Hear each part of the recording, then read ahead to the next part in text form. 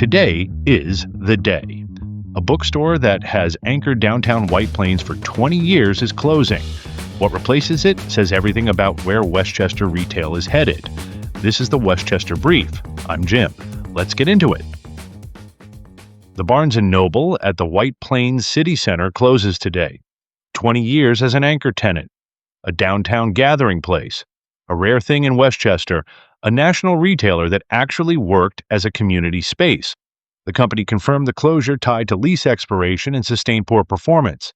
That is the corporate framing. The local framing is simpler. People met friends there.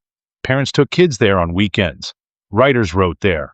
A downtown building block is leaving. But here is what makes today worth paying attention to. This closure is not the story by itself. The story is what is moving in behind it. At Cross County Center in Yonkers this spring, MINISO, a global lifestyle retailer, opened about 4,000 square feet of new space.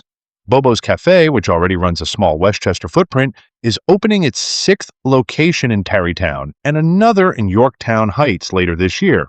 A new concept called Nest and Nook just launched in Thornwood, a flexible co-working and community space designed around families and caregivers. Rosalind Florist opened inside the Stella Rental building on North Avenue in New Rochelle. Different tenants, different formats, one pattern. The old Westchester retail equation was national brand, plus big box footprint, plus mall adjacency. That equation worked for a generation.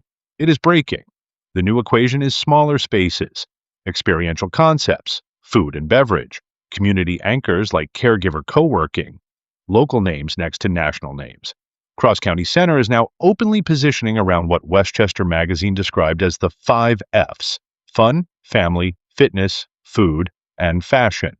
That is a different retail thesis than a Barnes & Noble at the anchor corner of a downtown shopping center. For White Plains specifically, this matters. The county seat has been searching for a post-mall identity for years. The city center has cycled through tenants. Every major departure forces the next question: what replaces a 20-year bookstore in downtown White Plains? And who decides? The answer is probably not another big box. It is probably multiple smaller tenants with an experiential thesis, which means every downtown in Westchester, not just White Plains, should be watching what fills the space and how fast. And here is the second-order question. When a bookstore closes, a certain kind of public gathering place closes with it, of parents and kids, writers, teenagers with homework, older residents reading a newspaper. Westchester is good at building restaurants and fitness studios and event spaces. It is less good at replacing the free, quiet third places that a bookstore actually was. That is the story today. Not the loss of a retailer, the loss of a particular kind of public space, and the question of whether anything moving in downtown actually fills that role. Here is what else is happening across Westchester this week. The Pleasantville Board of Education is heading toward a May 19th vote on a $17.5 million school bond. The flashpoint is Proposition 2, a package that includes artificial turf and 4 80-foot light poles on the main high school field. The board is designing a lights policy with seasonal limits and a 150-hour annual cap. Expect a contested public conversation in the next month.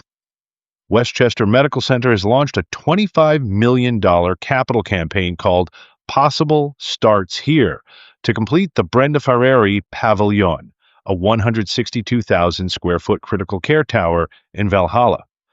It opens later this year and expands intensive care, stroke, cardiac, and trauma capacity for the entire Hudson Valley.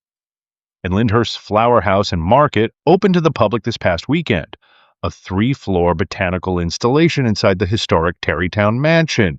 Green Assigning's Earth Day Festival follows this Saturday at Lewis B. Engel Waterfront Park. Monday, CTA.